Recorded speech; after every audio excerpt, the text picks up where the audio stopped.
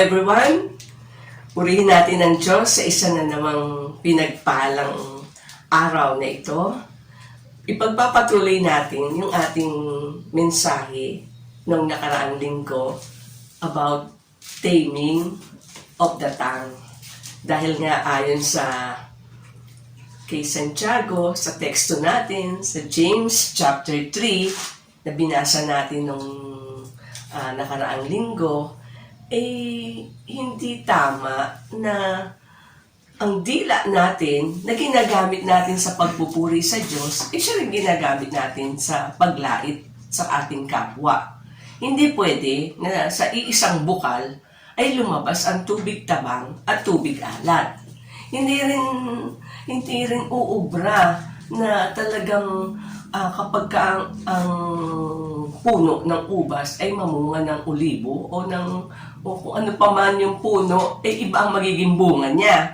Kaya, yun nga naman, bakit nga ba ang dila ng tao ay talagang napakahirap supilin? Lahat ng hayop nasusupil, pero yung dila, napakahirap pigilan. Kaya nga, sa pamamagitan ng mga salita ng Diyos ay matutulungan tayo na magpigil ng ating dila. Lalo na kung makikita natin na yung mga hindi magandang bunga kapag mali ang paggamit natin ng ating dila. Nung nakaraan ay tinalakay ko yung kailan ba tayo dapat manahimik? Kailan ba natin dapat isara ang ating bibig? Katulad ng panalangin ni Haring David na Panginoon, bibig ko'y bantayan, mga labi ko'y lagyan mo ng bantay. Dapat lagi rin tayong nagpe-pray ng ganoon, di ba? Bago tayo humarap sa ibang tao. Kasi nga, madalas nga yung nabibigla tayo. Bakit nga ba? Kasi nga, madalas yung una, yung paggalit tayo. Ayan. Siyempre, paggalit ka, lahat ng sasabihin mo, puno-puno rin ang emosyon ng galit. Pangalawa, kapag hindi mo naman alam yung buong katotohanan, dapat itiko mo yung bibig mo kasi pwede kang makapagdagdag o makapagbawas na makakapagligaw sa ibang tao dahil sa mga sinasabi mong hindi kumpleto. Kaya yun, dapat itikom ang bibig doon kapag meron kang maling intensyon na gusto mo lang saktan yung kapwa mo, dapat pigilin mo rin yung bibig. Ganyan din, yung kapag tayo ay gusto nating magpatawa, matuwa sila, yung mga kausap natin, pero gagamit ka naman ng mga green jokes o malaswang salita, hindi tama yun. Isa pa, dapat nating pigilin yung dila natin, yung pagsasalita natin kapag yung bang lalo na pag napakataklesa mo, yung salita ka ng salita, hindi mo tinitimbang yung mga sinasabi mo. Balikan nyo na lang siguro yung nakaraan nating message. Kasi pagka sinabi ko lahat-lahat, para natin inulit yung mensahe natin nung nakaraan. Pero ngayon, nasa ikalawang bahagi na tayo, bago tayo magsimula, manalangin muna tayo.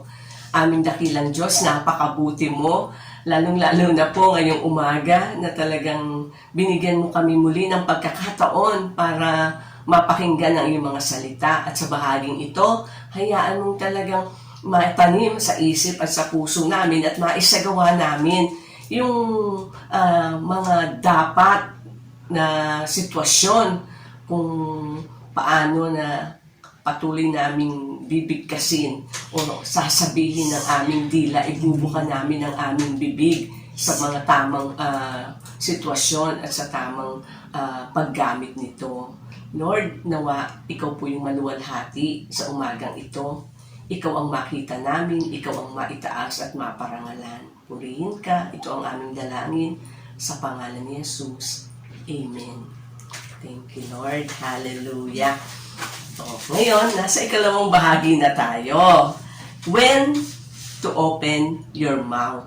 Kailan dapat ibuka ang bibig? Kailan tayo dapat magsalita? Number 1, dapat gamitin natin yung dila natin sa pagpupuri at pasasalamat sa Diyos. When praising and giving thanks to God. Yan ang talagang tama na dapat na paggamit ng dila, yung pagpupuri sa Diyos, yung pasasalamat sa Kanya. Sanayin natin yung bibig natin na lagi tayong nagpupuri, nagpapasalamat sa Diyos. Yung bukang bibig natin, yung palagi na lang na kinikilala natin, yung ginagawa sa atin ng Panginoon. Alam nyo, kapag inisa-isa natin, yung mga kamanghamanghang gawa ng Diyos sa buhay natin, abay talagang hindi ka mauubusan at talagang hindi na makakasingit yung mga daing, reklamo kasi mas nangingibabaw yung kabutihan na ginagawa ng Panginoon sa atin.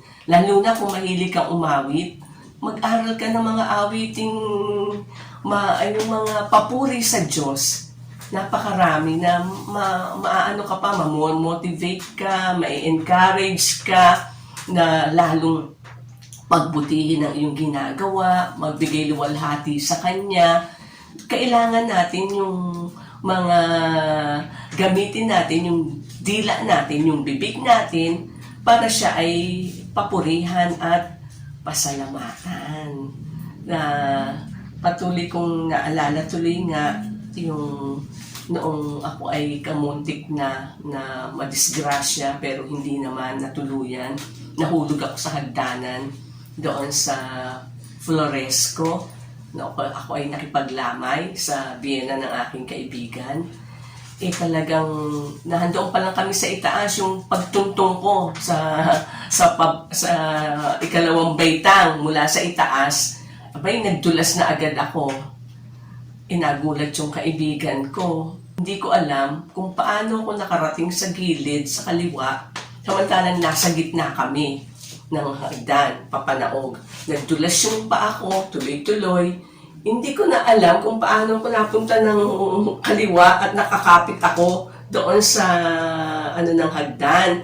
Kaya, bagamat nahuhulog na ako, pero yung parang slow motion, nakokontrol noong paghawak ko sa hagdan, doon sa gilid ng hagdan, yung pagdaus-dus ko. Kaya, hindi ako yung talagang, pero kung hindi ako nakahawak, talagang tuloy-tuloy akong mahuhulog na pwedeng, hindi ko alam kung ano ang madisgrasya sa akin.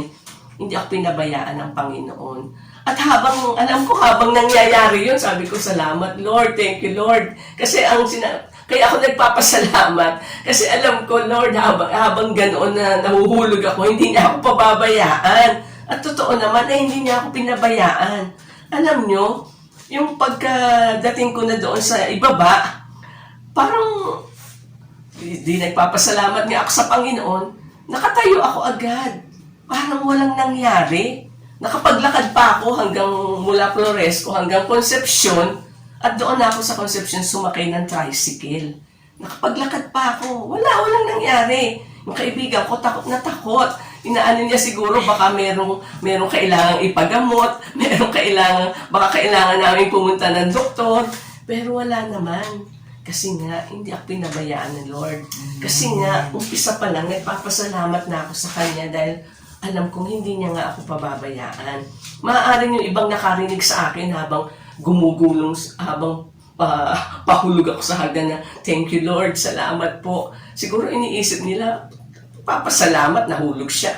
Nagpapasalamat siya. Hindi ho, kasi kaya ako nagpapasalamat kasi alam ko, hindi ako pababayaan ng Panginoon. Kahit nangyari yun, na nadulas ako, nahulog ako, totoo naman, wala nga nangyari. Madalas mangyari sa akin yun, yung palibasa nga, hindi ako maingat sa paglalakad. Mabilis akong maglakad. Hindi ko tinitingnan yung dinadaanan ko. Kaya madalas akong matalisod, madalas akong yung madapa. Pero sa tulong ng Panginoon, hindi niya pinahintulutan na may mangyari sa aking masama. Talagang andoon yung kanyang pag-iingat, pagliligtas, na hindi man ako exempted sa mga pangit na sitwasyon. Pero sa kabila ng pangit na sitwasyon na yon, andoon ang Panginoon, laging nakaalalay sa akin. Kaya lagi akong nagpapasalamat sa Kanya. Napakabuti niya. Purihin natin ang Panginoon sa lahat ng sandali. Hindi naman masama yun. Huwag natin intindihin yung sasabihin ng mga tao. Basta alam natin sa puso natin, totoo tayong nagpapasalamat at kumikilala sa Kanya.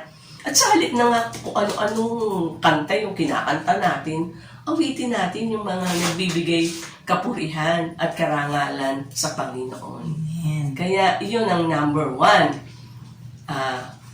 Gamitin natin yung dila sa pagpupuri at pagpapasalamat sa Diyos. Number 2, open your mouth to witness for Christ. Amen. Ibahagi natin yung mabuting balita. Yun ang maganda rin paggamit ng dila. Share the gospel. Ayon dito sa Marcos, Kabanatang 16, talatang 15, sinabi ni Jesus sa kanila, habang kayo'y humahayo sa buong mundo, ay ipangaral ninyo sa buong mundo ang magandang balita. Ang sino mang sumampalataya at mabautismuhan ay maliligtas, ngunit ang ayaw sumampalataya ay paparusahan. Ang ebanghelyo, katulad ng binasa natin, ay tagubilin sa atin ng Panginoon. Ito yung Great Commission para sa mga alagad ng Panginoong Hesukristo. At tayo, bagamat hindi tayo yung original na 12 disciples, hindi naman tayo exempted dito sa commission na ito. Kaya nga nilagay ito sa Bible para lahat ng mga tagasunod ng Panginoon, yung mga naniniwala at sumasampalataya sa Kanya, ay gawin yung utos sa atin na ibahagi, ikalat ang mabuting balita. Talagang sa halip na pangit na balita, sa halip na nakakatakot na balita, yung ikinakalat natin, di ba't mas maganda kung ang ebanghelyo o ang mabuting balita ang ibinabahagi natin sa mga tao, sa halip na chismis, sa halip na kung ano-ano, yung katulad ng pinag-usapan natin ng nakaraang linggo, na walang katuturang mga salita o mga kwento na hindi mo naman alam yung buong katotohanan. Ito, yung ebanghelyo. Ito yung dapat na marinig ng mga tao. Ito yung kailangan nila. Hindi yung buhay ng may buhay, kundi yung katotohanan na ginawa ng Panginoon para sa atin. Ano ba ang mabuting balita? Di yung balita, yung ibabahagi natin na ang Panginoong Hesukristo ay naparito dito sa lupa, namatay para sa atin, tinubos tayo sa ating mga kasalanan, at siya'y nabuhay na mag-uli sapagkat siya'y tunay na Diyos at hindi siya kaya na walang kapangyarihan sa Kanya ang kamatayan. Hindi siya maaaring manatili na nakalibing, namatay. Siya ay nabuhay na mag-uli bilang katunayan na nagtagumpay siya sa kanyang misyon na pagtubos sa sangkatauhan. Yun ang dapat nating ibinabahagi. At kung paano ka nakakilala sa Panginoon, kung paano ka iniligtas ng Diyos, yun ang dapat nating ikwento kasi yun personal natin yung karanasan. Yung personal mong karanasan at patotoo sa ginawang kabutihan sa iyo ng Panginoon, sa ginawa niyang pagliligtas sa iyo, yun ang dapat nating ibinabahagi sa mga tao. Kaya, number 2, buksan natin yung bibig natin sa pagpapatotoo para sa Panginoon. Share the gospel. Number 3, open your mouth to minister grace to the hearers. Ang sabi sa Epeso, Kabanatang 4, talatang 29, huwag kayong gumamit ng masasamang salita. Lagi ninyong sikapin na ang pangungusap ninyo'y makakabuti at angkop sa pagkakataon upang pakinabangan ng mga makakarinig. Yun ang bilin dito sa Epeso na huwag na bang marinig sa atin yung mga salitang malalaswa, mga salitang sa halip na makapagpalakas ng loob, lalong nakakapanghina. Dawa ay ang mga salita natin ay yung makakabuti. Makakabuti sa makikinig. Angkop sa pagkakataon. Diba? Yung talagang kung ano yung kailangan. Yung angkop. Diba pag angkop, swak. Di talagang ayos.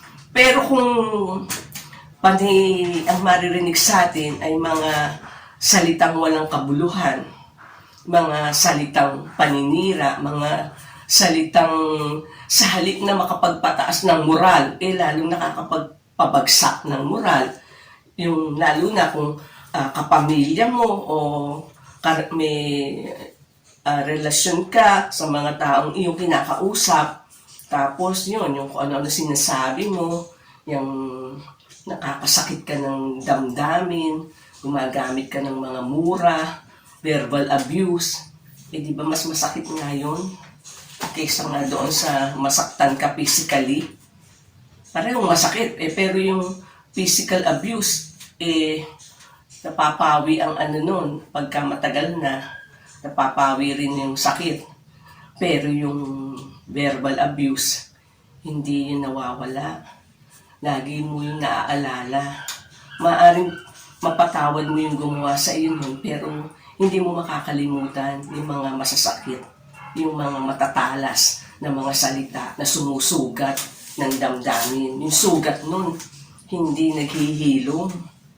Maaring hindi mo nga gamitin para sa kanya yung mga sinabi niya. Maaring pinapatawarin mo siya.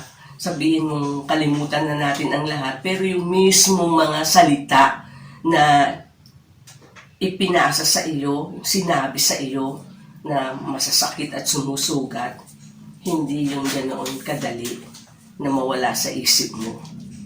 Kaya nga, dapat ay ang mga salita natin, yung katulad nga ng sinasabi sa Efeso 4:29, yung angkop sa pagkakataon, yung makakabuti sa mga nakikinig, yung mapapakinabangan.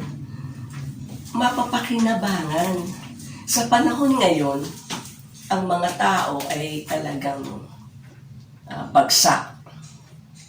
Siyempre, kapag ka yung walang hanap buhay, walang kabuhayan, o kaya may problema sa pamilya, di ba yung magulo ang isip, yung damdamin mo, para kang nanghihina, yung wala ka sa kalagayan na para ka maging masigla, di ba?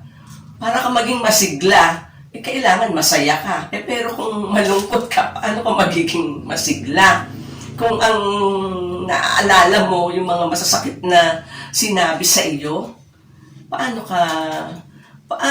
ma-uplift yung spirito mo? Paano ka lalakas? Maraming mga tao, eksperto sa pagpapahina ng kapwa, sa pagpapabagsak ng kapwa. Pero yung pagpapalakas ng loob, hindi marami ang gumagawa. Dahil nga marami sa mga tao makasarili. Ang iniisip lang yung kanilang sariling kapakanan. Pero kapag nakita mo yung maraming tao sa paligid mo, alam mo na talagang meron silang pinagdaraanan. Maraming mga tao hindi na nga makangiti eh.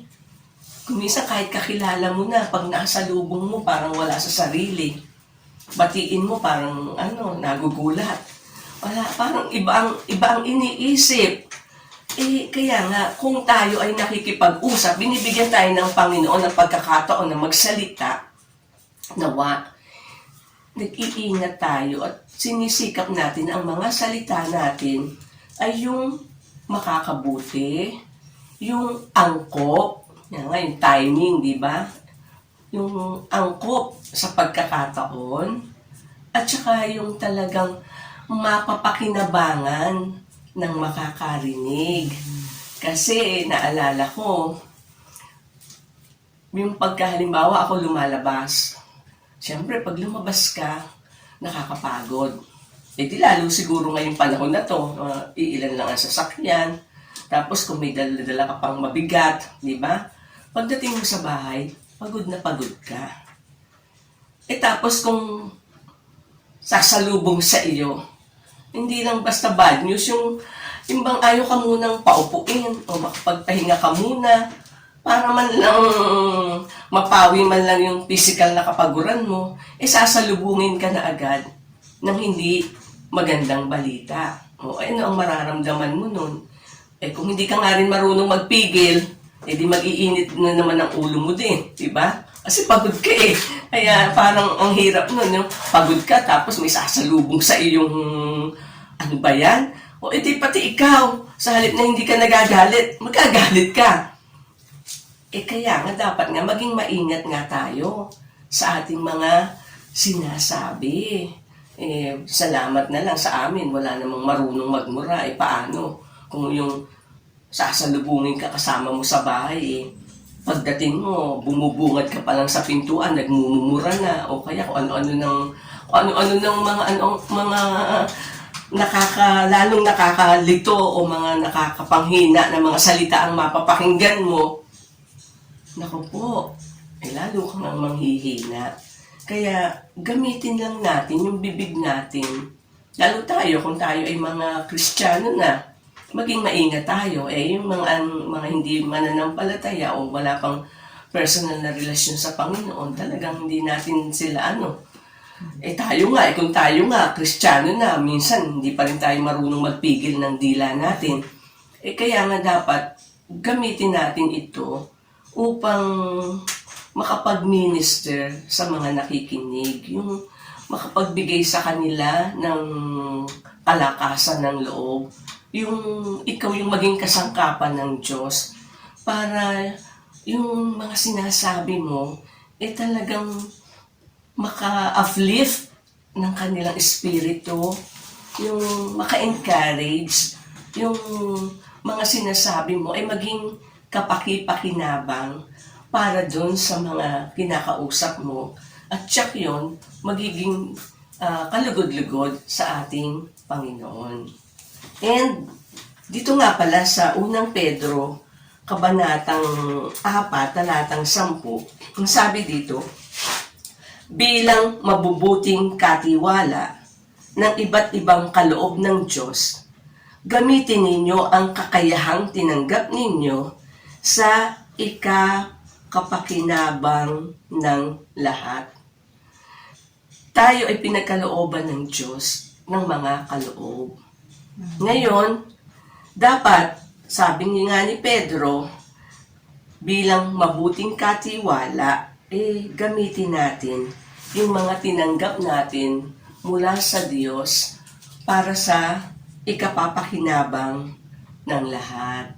Yun ang dapat nating laging isa-isip, lalong-lalo na kapag kailangan nating makipag-communicate sa ibang tao o sa pamilya natin. Kaya nga talagang dito kailangan yung hinahon. Yun namang hinahon, di ba? Bunga yun ng banal na espiritu. O kaya diyan talaga lalabas yung bunga. Madali yung sabihin natin yung nakikita sa buhay natin, yung pag-ibig, kagalakan, kapayapaan, pagtitiis. Pero yung self-control, nako, lalo na pagka yung kaharap mo nagwawala. Hindi pwedeng hindi ka rin maapektuhan di ba?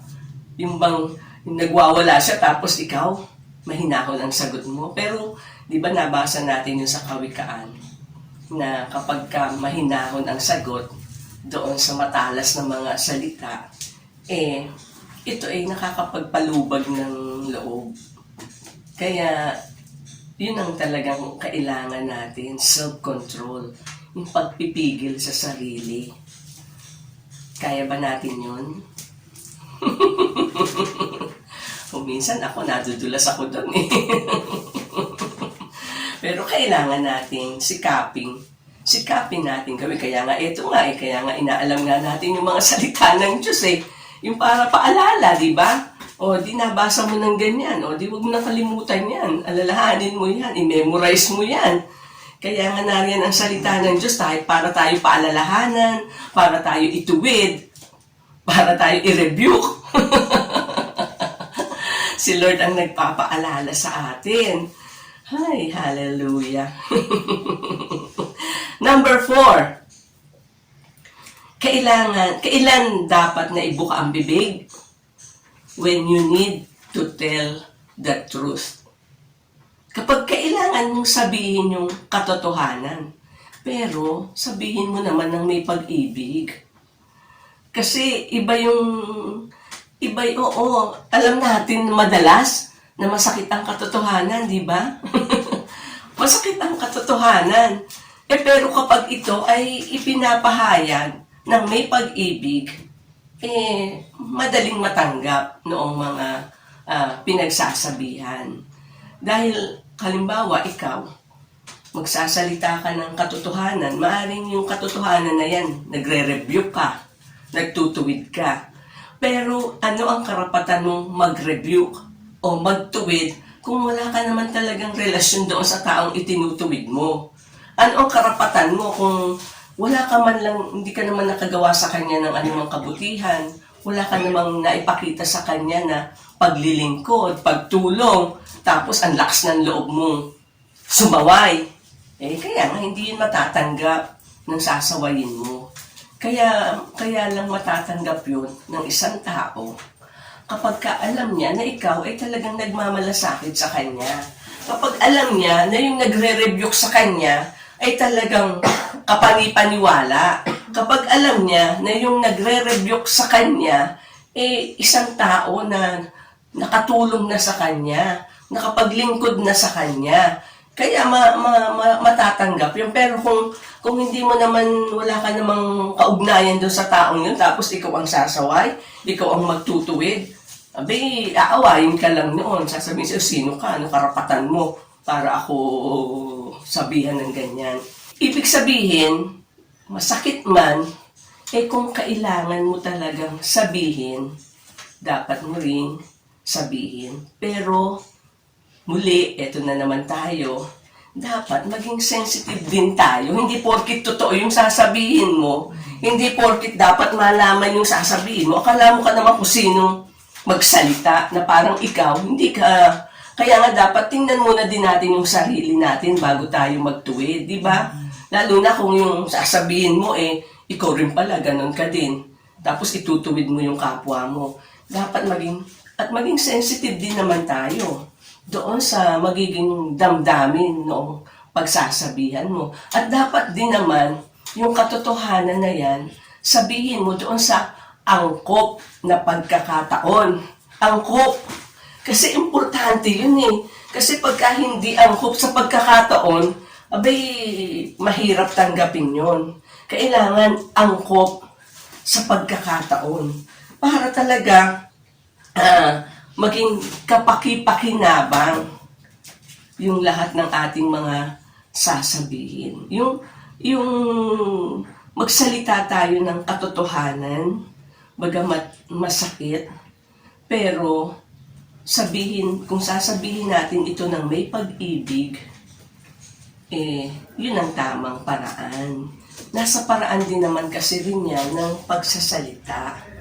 Oo, totoo yung sinasabi mo, pero yung paraan mo, ano ba yung paraan mo ng pagsasalita? Totoo nga yun, totoong mali siya, totoong may ginawa siyang hindi maganda. Kaso kung ang paraan mo naman, akala mo naman ikaw kung sino, na parang siya lang yung nagkamali, parang ikaw hindi ka nagkakamali, at saka yung parang bang nagmamando ka. Hindi maganda yun. Kaya hindi nila matatanggap. Kaya talagang kailangan dito yung iniisip mo, tinitimbang mo, yung mga sasabihin mo. Kailangan dito, katulad nung sa abbreviation na think, is it true? Kahit na totoo siya, is it helpful? Makakatulong ba yon?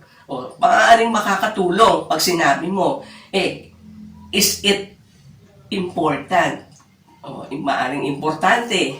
Is it necessary? Maaaring necessary, pero yung huli, is it kind? May pag-ibig ba? Oo nga, maaaring siyang totoo, maaaring kailangan, maaaring mahalaga, maaaring makatulong sa sitwasyon, sa kanya, o sa lahat. Pero, Is it kind? Is it kind? Madalas kasi kung mag-review tayo, napapahiya ang mga tao. Yung sinasabi natin na ang daming nakakarinig, di syempre mapapahiya talaga siya. Kailangan kausapin siya ng sarili niyan. O kaya naman nga, yung paraan nga, yung para tayong self-righteous, holier than thou, na parang tayo walang nagagawang pagkakamali. Yun talaga dapat mag-ingat tayo. Kailangan sabihin natin yung katotohanan, pero may pag-ibig. Kaya dapat talagang tinitimbang mo yung mga salita mo. Iingat ka talaga. Lalo na nga, di ba, yung pinag-usapan natin ng nakaraang linggo, may mga tao na talagang dapat itikom ang bibig kasi mga tactless sila, yung kung magsalita, walang pakundangan, hindi iniisip yung sinasabi, hindi na iniisip kung nakakasakit yung sinasabi niya, basta salita lang siya ng salita. Yun, madalas nangyayari yun. O dito, kailangan maging, ano ka rin naman, isipin mo yung damdamin ng kapwa mo. Mga sensitive na bagay yun yung pagtutuwid. Hindi basta yung ginagawa. Hindi yun basta na lang ikaw magsasabi na dapat ganito, dapat ganoon. Sensitibo yan Dapat angkop sa pagkakataon. Angkop, yun ang importante. Tsaka yung paraan. Paano mo sinabi? Paano mo sasabihin? Kaya hindi basta-basta yun na sasabihin mo na ikaw ganyan ka, dapat ganito, dapat ganoon. Hindi pwedeng ganun lang yun Kaya napakahalaga niyan na maging maingat tayo sa ating mga sinasabi. At we must open our mouth when we pray for one another. Yan ang maganda, di ba? Yung binubuka mo yung bibig mo, nagsasalita ka, kapag ka nagpapanalanginan kayo sa isa't isa. Yung mahalaga yun. Sabi ni Santiago sa chapter 5, verse 16, pray for each other so that you may be healed. Ipanalangin ninyo ang isa't isa upang kayo'y gumaling. Malaki ang nagagawa ng panalangin ng taong matuwid. Kaya kailangan tayong magpanalanginan. Pero naniniwala ako, kasi ito parang ang teksto nito, yung upang kayo'y gumaling kung merong may sakit, di ba? Ipanalangin, magpanalanginan. Pero hindi lang to sa physical na healing. Pwede rin emotional, spiritual, para tayo gumaling. Kung ano man yung sakit na nararamdaman natin, kung ano man yung bigat na nararamdaman natin, kung ano man yung confusion na nangyayari sa isip natin, magpanalanginan, pray for one another para matanggap natin ang kagalingan. At ang Diyos, di ba, kapag may dalawa o tatlo na nagkakatipon sa kanyang pangalan, siya ay naroon sa kalagitnaan. Ang Diyos ang nagpapagaling. Ang Diyos ang tumutugon sa panalangin. Kaya, yun ang mga tandaan natin. Doon dating dapat ibuka ang ating bibig. Doon tayo kailangang magsalita. Yun, doon natin dapat gamitin ang ating dila para magamit ito ng wasto. Okay? Naku, talagang matinding practice ang kailangan dito.